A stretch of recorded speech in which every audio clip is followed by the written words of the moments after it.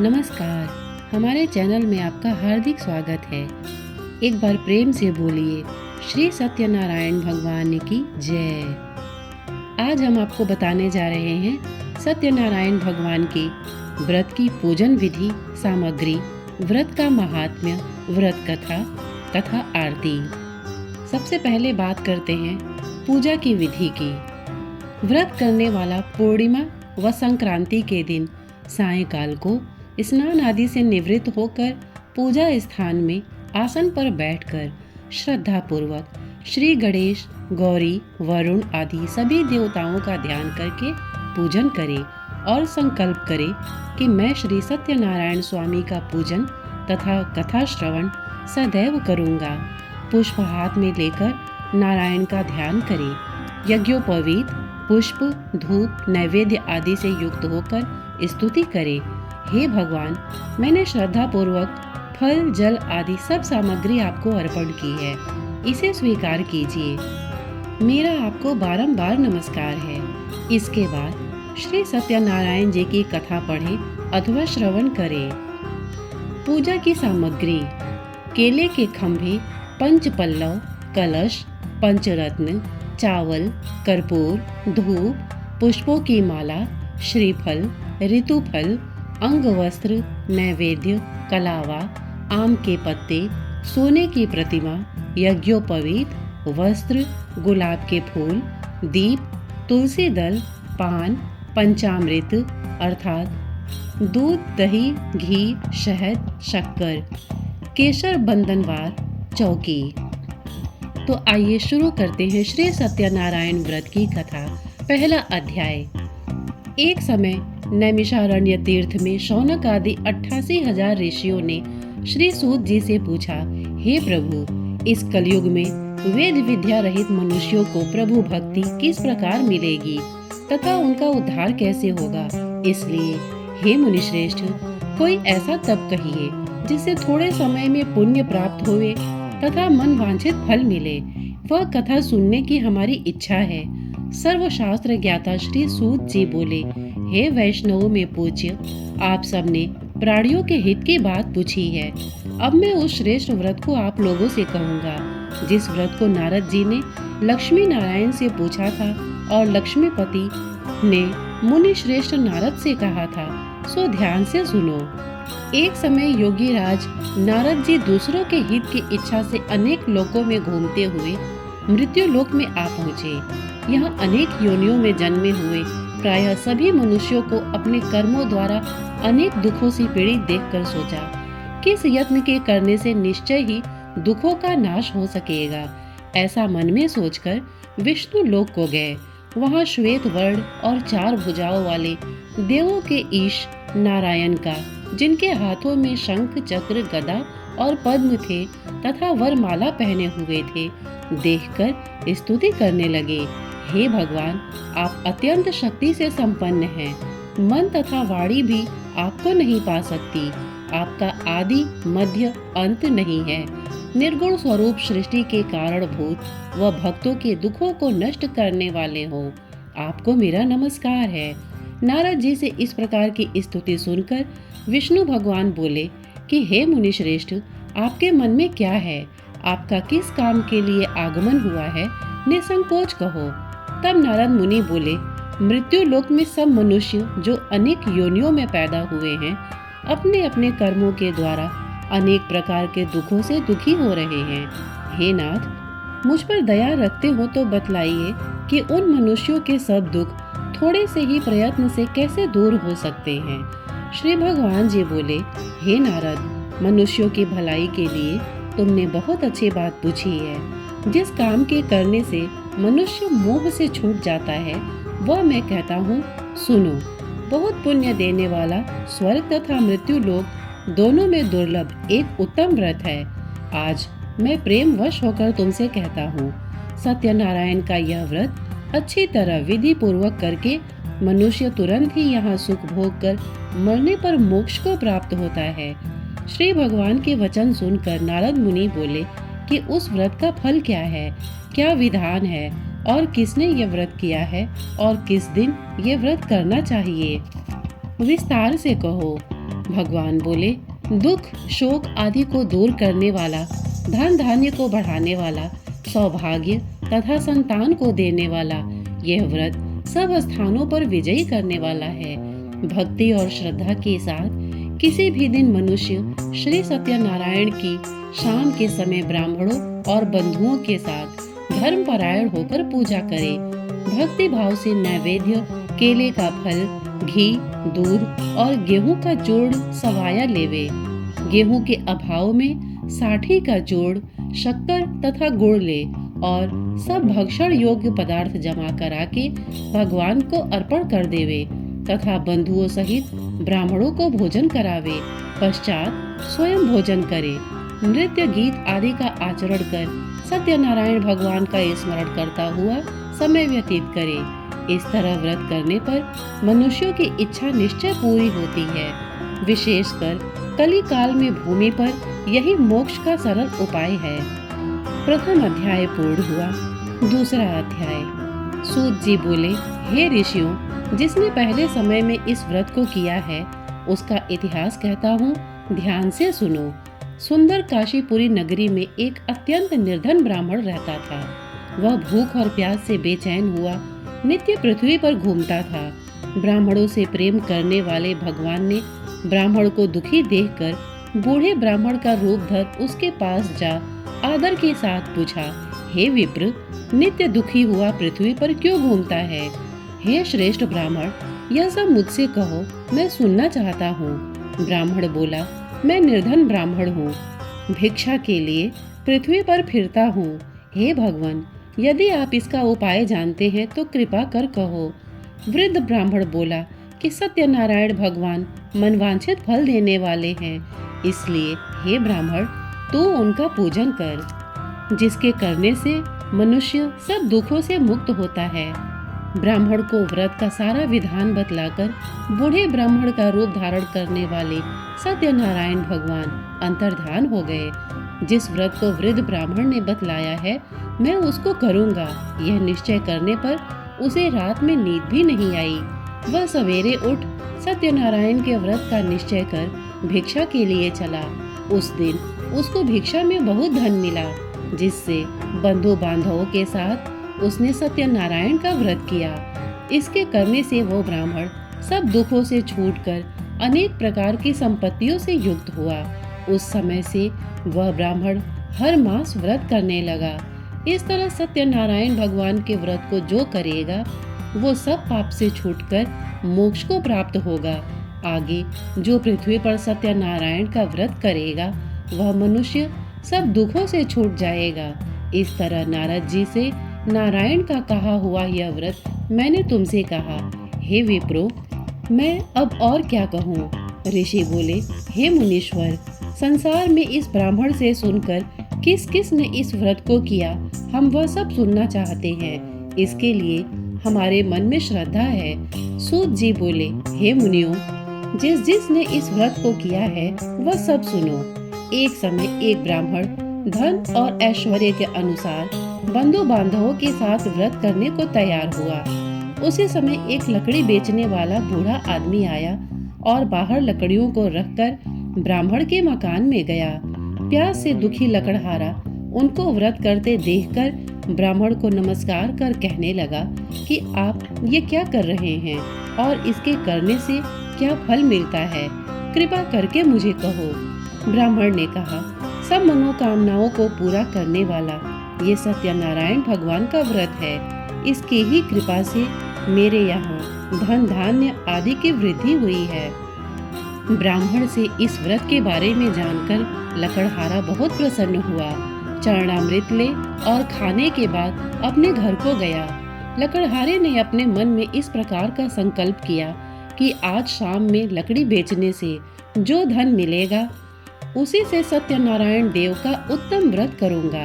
यह मन में विचार कर वह बूढ़ा आदमी लकड़ियां अपने सिर पर रखकर जिस नगर में धनवान लोग रहते थे वह ऐसे नगर में गया।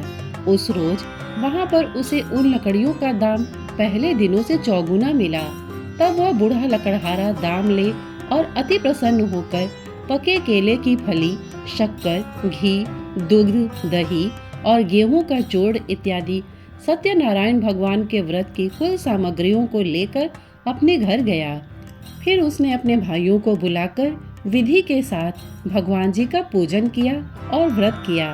उस व्रत के प्रभाव से वह बूढ़ा लकड़हारा धन पुत्र आदि से युक्त हुआ और संसार के समस्त सुख भोग कर बैकुंठ को चला गया। दूसरा अध्याय पूर्ण हुआ। तीसरा अध्याय।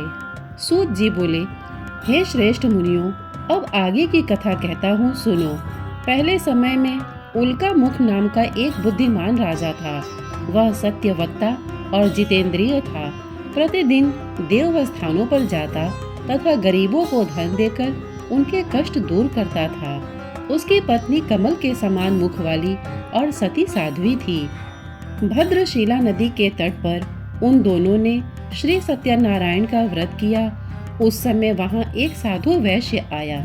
उसके पास व्यापार के लिए बहुत सा धन था।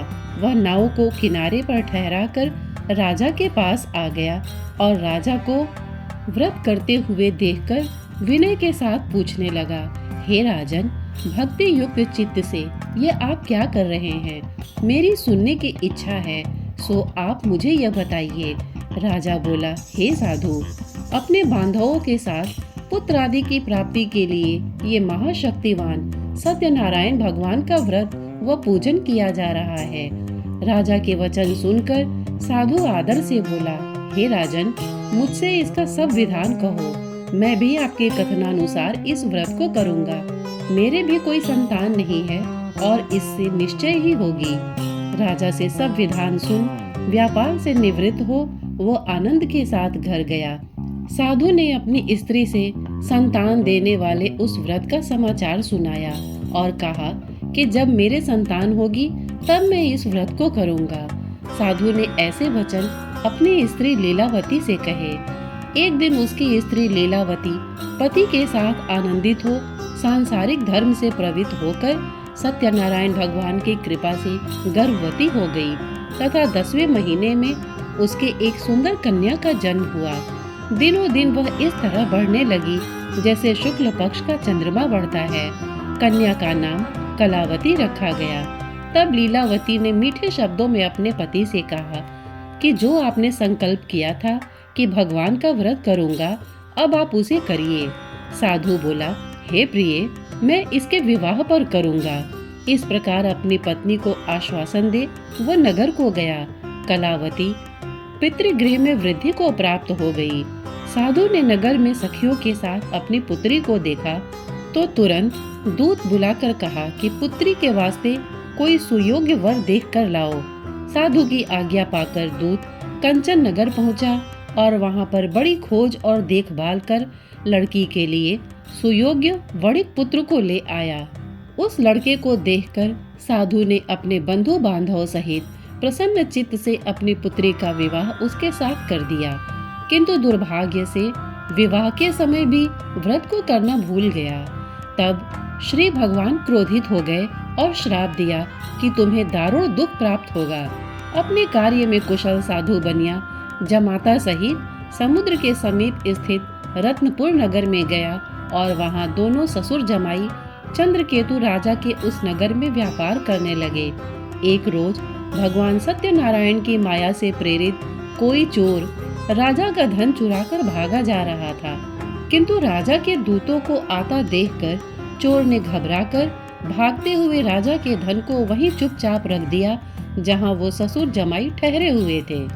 जब दूतों ने उस साधु वैश्य के पास राजा के धन को रखा देखा तो वे दोनों को बांध कर ले गए और प्रसन्नता से दौड़ते हुए राजा के समीप जाकर बोले, ये दो चोर हम पकड़ कर लाए हैं, देखकर आज्ञा दें। तब राजा ने आज्ञा से उनको कठिन कारावास में डाल दिया और उनका सब धन छीन लिया। सत्यनारायण भगवान के श्राप द्वारा उनकी पत्नी भी घर पर बहुत दुखी हुई और घर पर जो धन रखा था चोर चुरा कर ले गए। शारीरिक व मानसिक पीड़ा तथा भूख प्यास से अति दुखित हो अन्न की चिंता में कलावती एक ब्राह्मण के घर गई। वहां उसने सत्यनारायण भगवान का व्रत होते देखा, फिर कथा सुनी तथा प्रसाद ग्रहण कर रात को घर आई। माता ने कलावती से कहा, हे पुत्री, अब तक कहाँ रही, वह तेरे मन में क्या है? कलावती बोली, हे माता, मैंने एक ब्राह्मण के घर श्री सत्यनारायण भगवान का व्रत देखा है। कन्या के वचन सुनकर लीलावती भगवान के पूजन की तैयारी करने लगी। लीलावती ने परिवार और बंधुओं सहित श्री सत्यनारायण भगवान का पूजन किया और वर मांगा कि मेरे पति और दामाद शीघ्र आ जावे। साथ ही प्रार्थना की कि हम सबका अपराध क्षमा करो। सत्यनारायण भगवान इस व्रत से संतुष्ट हो गए और राजा चंद्रकेतु को स्वप्न में दर्शन देकर कहा, हे राजन, दोनों वैश्यों को प्रातः ही छोड़ दो और उनका सब धन जो तुमने ग्रहण किया है दे दो, नहीं तो मैं तेरा धन, राज्य, पुत्र आदि सब नष्ट कर दूंगा। राजा से ऐसे वचन कहकर भगवान अंतर्धान हो गए। प्रातःकाल राजा चंद्रकेतु ने सभा में अपना स्वप्न सुनाया। फिर दोनों वणिक पुत्रों को कैद से मुक्त कर सभा में बुलाया। दोनों ने आते ही राजा को नमस्कार किया। राजा मीठे वचनों में बोला, हे महानुभाव, भावी वर्ष आप लोगों को ऐसा कठिन दुख प्राप्त हुआ है, अब आपको कोई भय नहीं। ऐसा कहकर राजा ने उनको नए नए वस्त्र आभूषण पहनाए तथा उनका जितना धन लिया उससे दूना धन देकर आदर सहित विदा किया। दोनों वैश्य अपने घर को चल दिए। तीसरा अध्याय पूर्ण हुआ। चौथा अध्याय। सूत जी बोले, वैश्य ने मंगलाचार करके यात्रा आरंभ की और अपने नगर को चला। उनके थोड़ी दूर निकलने पर दंडी वेशधारी सत्यनारायण ने उनसे पूछा, हे साधु, तेरी नाव में क्या है? अभिमानी वणिक हंसता हुआ बोला, हे दंडी, आप क्यों पूछते हो? क्या धन लेने की इच्छा है? मेरी नाव में तो बेल और पत्ते भरे हैं। वैश्य का कठोर वचन सुनकर भगवान ने कहा, तुम्हारा वचन सत्य हो दंडी। ऐसा कहकर वे वहां से दूर चले गए और कुछ दूर जाकर समुद्र के किनारे बैठ गए। दंडी के जाने पर वैश्य ने नित्य क्रिया के बाद नाव को ऊंची उठी देखकर अचंभा किया तथा नाव में बेल पत्ते आदि देखकर मूर्छित हो जमीन पर गिर पड़ा। फिर मूर्छा खुलने पर अत्यंत शोक प्रकट करने लगा। तब उसका दामाद बोला कि आप शोक न करें, ये दंडी का श्राप है, अतः उनकी शरण में चलना चाहिए, तभी हमारी मनोकामना पूरी होगी। दामाद के वचन सुन वह दंडी के पास पहुंचा और अत्यंत भक्ति भाव से नमस्कार करके बोला, मैंने जो आपसे असत्य वचन कहे थे उनको क्षमा करो। ऐसा कह वह महान शोकातुर हो रोने लगा।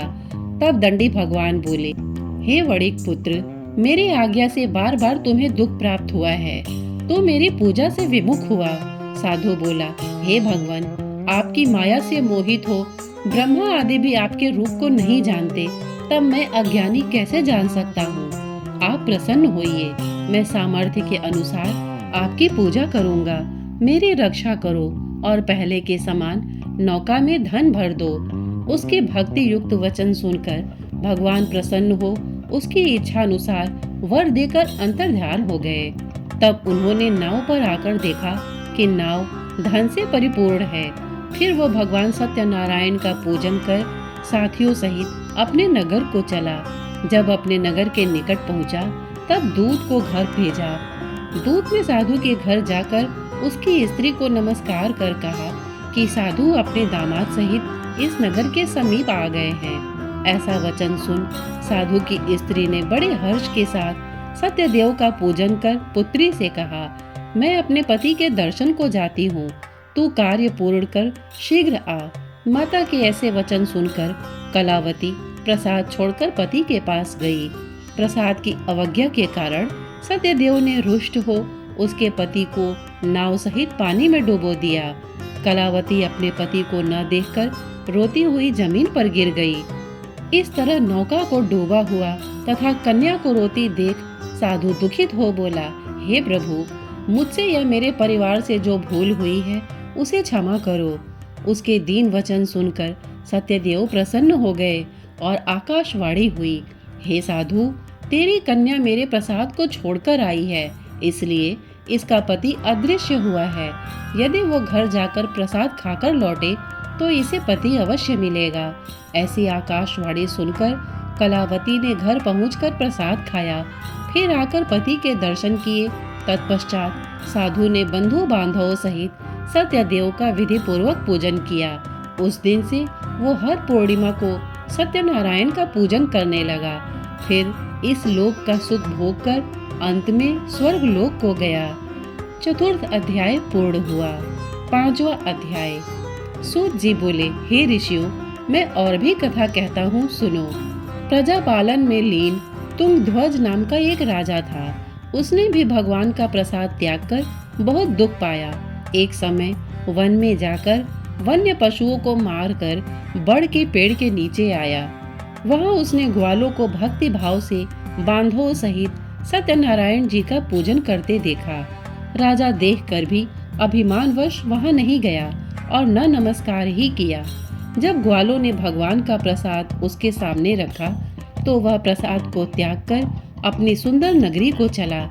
वहीं उसने अपना सब कुछ नष्ट हुआ पाया तो वह जान गया कि यह सब भगवान ने किया है।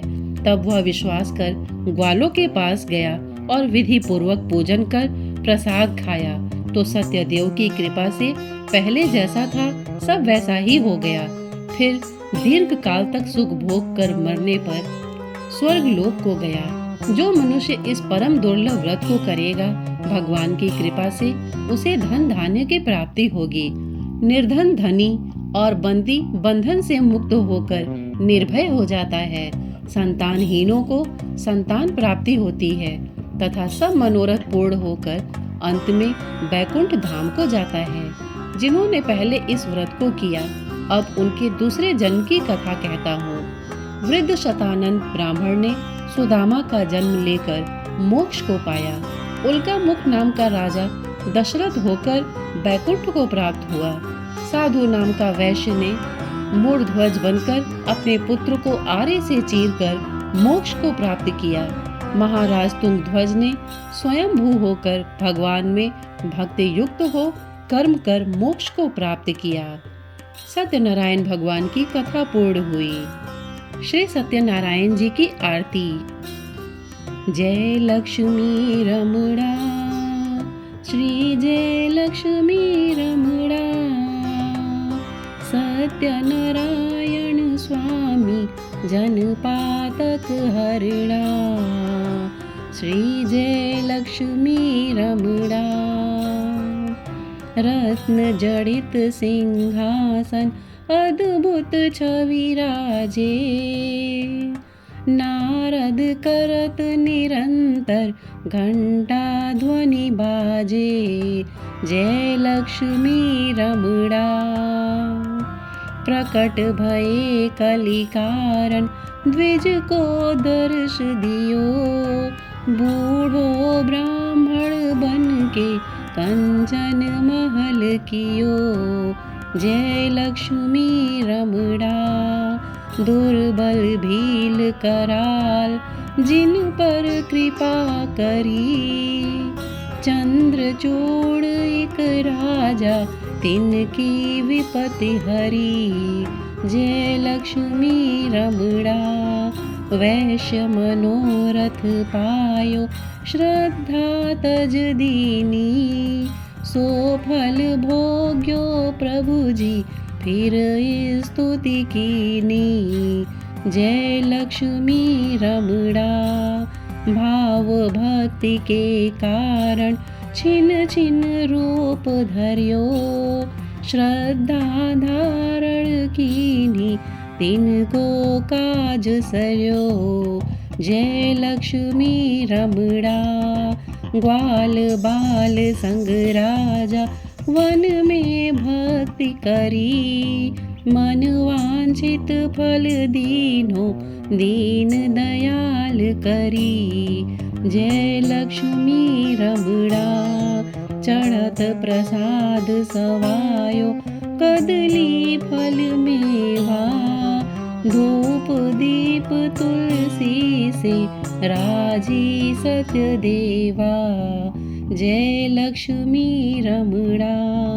श्री सत्यनारायण जी की आरती जो कोई गावे, कहत शिवानंद स्वामी मनवांछित फल पावे। जय लक्ष्मी रमणा, जय लक्ष्मी रमणा, श्री जय लक्ष्मी रमणा। सत्यनारायण स्वामी जनपातक हरणा, जय लक्ष्मी रमणा। श्रोतागण, एक बार प्रेम से बोलिए श्री सत्यनारायण भगवान की जय। इतने धैर्य से इसे सुनने के लिए आपने अपना बहुमूल्य समय दिया, इसके लिए आपका बहुत बहुत धन्यवाद। नमस्कार।